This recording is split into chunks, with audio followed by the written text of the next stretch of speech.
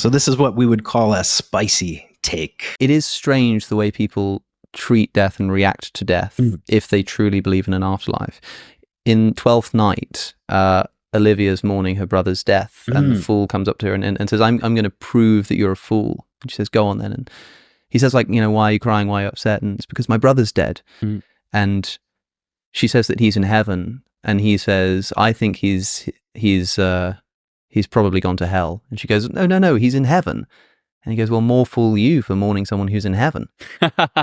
And it jumped out at me because it was a sort of Shakespearean way of putting the point that I'd been making for a while, which is that, like, what are you mourning for? So this is what we would call a spicy take, as Alex O'Connor would say.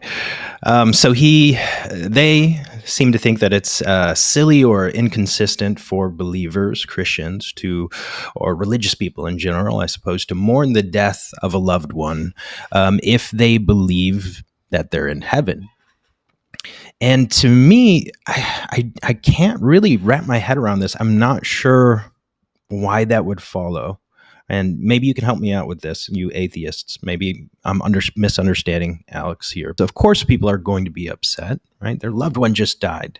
Okay, like, Alex, you're being totally naive, and you're not considering that people are just upset that they're going to be separated from the person they love. But that's not right either, because if I found out that I was never going to be able to speak to you again, Joe, I'd be pretty upset about that. Like, if you were going on like an expedition to Mars or something, and for some reason there was no communication, and I literally would never see you again, I'd be pretty upset about that. But if I found out, especially if you were the one on the ship, like, if I found out after you take off, and I'm never going to speak to you again anyway, that the ship just like exploded and you're now dead, I think I'd be upset in a different way. It would like change the sadness that I feel, right?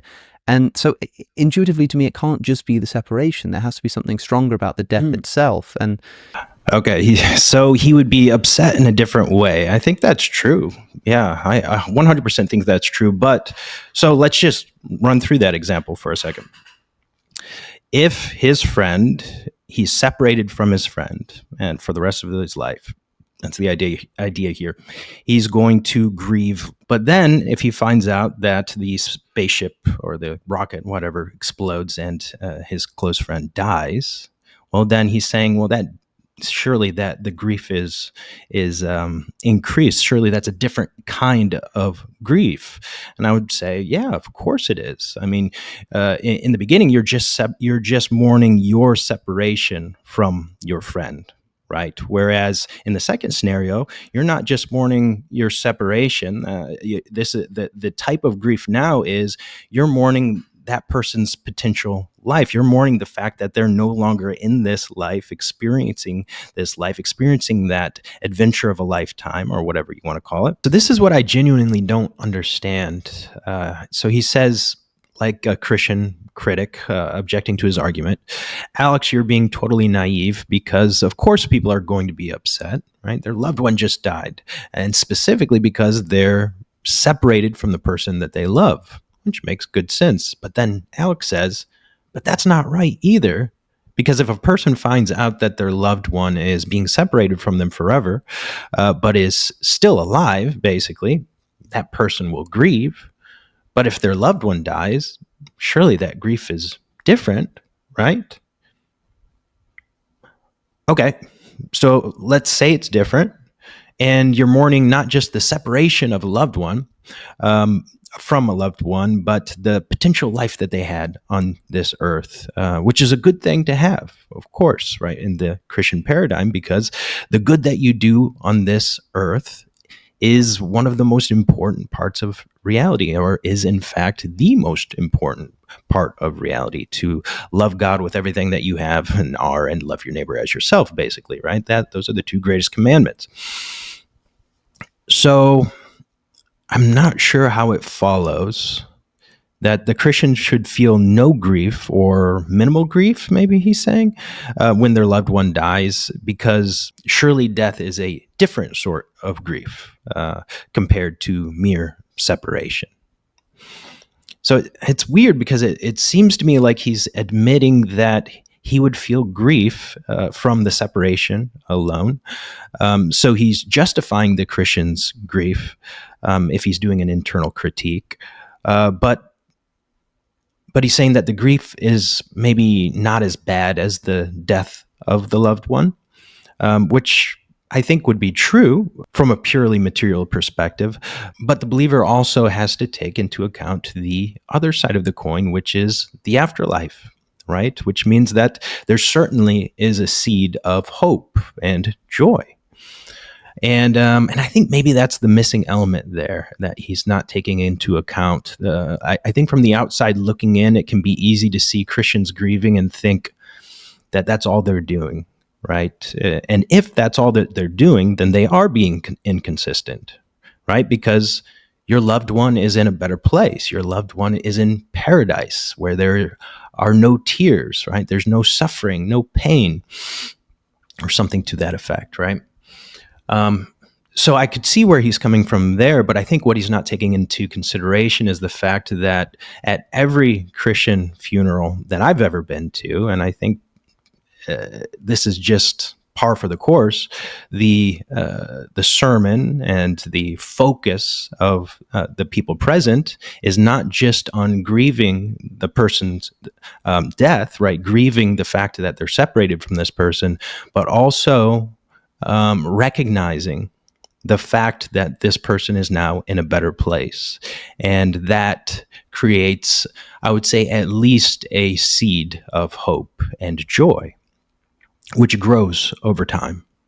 Keep in mind, I'm a huge fan of Alex O'Connor. I mean, he's definitely one of my favorite podcasters, YouTubers, creators, whatever you want to call them. I'm just not following the logic here, and maybe I'm missing something, but I don't think I am. Let me know, though, if I am, because I'd love to know. I think Alex is brilliant. I think he just might be missing something. He's missing a key element here, I think, and I think we've probably hit on it. So, when I made a reel about this, people in the comments were sort of saying, tell me you don't understand emotions without telling me you don't understand emotions, or so, this kind of stuff, just sort of as if like I'm being really stupid. He just doesn't get it. But it's like, the point is I do get it. I do get, like, of course you're going to be emotional, of course you're going to be upset, but why would you feel that way if you truly believed in the way that you think you believe that, this person's gone to heaven? Yeah. For the atheist, of course, that death is forever. Like death, that's the end. Lights out. There's nothing after. There's no afterlife. So of course, that's going to be far greater of a process. Let's assume that this is a Christian, right, who has lost this loved one in space. You have this this mourning of the separation, which I guess you already had because they had left you forever to go gallivanting off in space and to have the adventure of their life or whatever. But then in that second scenario, you are the type of grief that you're experiencing is more of an empathetic grieving of the loss of their potential life here on earth, which in the worldview of the Christian is a good thing, right? That our lives here are good, right? And if they're cut short, well, that's not a good thing. It sucks. And we grieve that. But now what Alex is saying is, well, you Christians, put yourself in that scenario. Wouldn't that close person's or that loved one's death, be a different type of grief from the separation? And again, the answer is yes, of course. Right? You are grieving that the loss of that person's potential life. Like when you think of that person is no longer alive and well and enjoying the experience of a lifetime. They're not in this life, right? Well, not in this life, right? That's the key part for the believer. For the believer, when you think about that person, right? You imagine that person. No longer do you have this inner vision of the person experiencing an adventure of a lifetime in outer space, doing what they believe they're called to do or whatever it is. And that part is grieved. Their loss of their potential life here on this earth is grieved, or not in this earth, I guess, in this solar system. But simultaneously, well, what are you imagining now? Them in paradise. And that is something to be happy about. That's something that brings the believer joy, right? So I'm not sure I understand what the issue is with that. And maybe you guys can enlighten me below in the comments, because I'm not sure why it doesn't make sense for a Christian to mourn the separation of a loved one.